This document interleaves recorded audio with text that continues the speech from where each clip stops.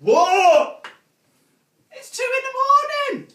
I know, I can tell the time. I'm revising. The exam's tomorrow, Mum. God's sake. No, I'm all over it. I'm going to stay up all night. I've got my Coke, I've got my Red Bull, I've got sweets. I'm going to keep going. The way I see it, the exam is 2 hours long. I can write for 2 hours, I'm going to sleep after that. No, this is working. No, it is. I'm learning stuff. I've already got collision theory nailed. I know collision theory. If that comes up tomorrow, I've got it sorted.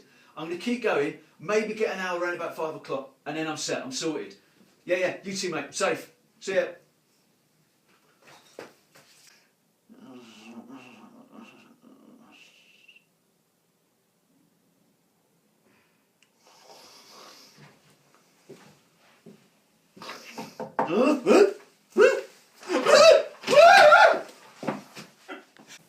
Okay, so as you can see, getting a decent night's sleep is going to be absolutely crucial over the exam period. The one thing that I really got to communicate to you is you are going to be exhausted halfway through these exams. The exam period is so tiring because the exams come day after day after day, and not getting a good night's sleep means you're going to have knock-on effects for not just the exam in the morning but the exam after, because you can't prepare for that as well as you'd like. There's even studies showing this. One study in particular has shown that undergraduate students getting 7 or 8 hours sleep a night are regularly getting 10% better grades on their exams than the students who are getting less than 7 hours sleep. Now if that's you, you're giving yourself an advantage by just being prepared mentally and getting that rest in. If you're thinking that you've got to rely on cramming just to get as much revision done as possible, then it quite simply comes down to the fact you have not prepared your revision planning and timetable well enough.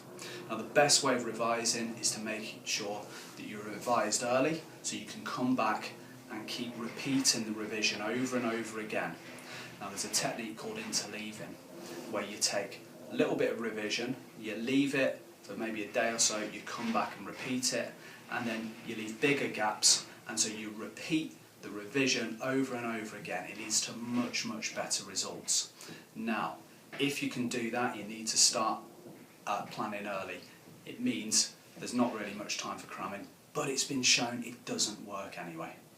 Okay, you may have seen that our student Lawrence was living on a diet of Red Bull, Monster energy drinks, Coke, sweets and junk food.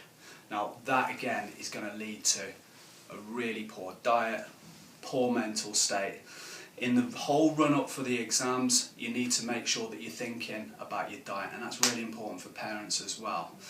Really good sources of food are just common obvious things like oily fish, high in omega-3 and protein, great for brain development. Also foods such as nuts, porridge in the morning, eggs in the morning give a slow energy release throughout the day, especially on the days of exams.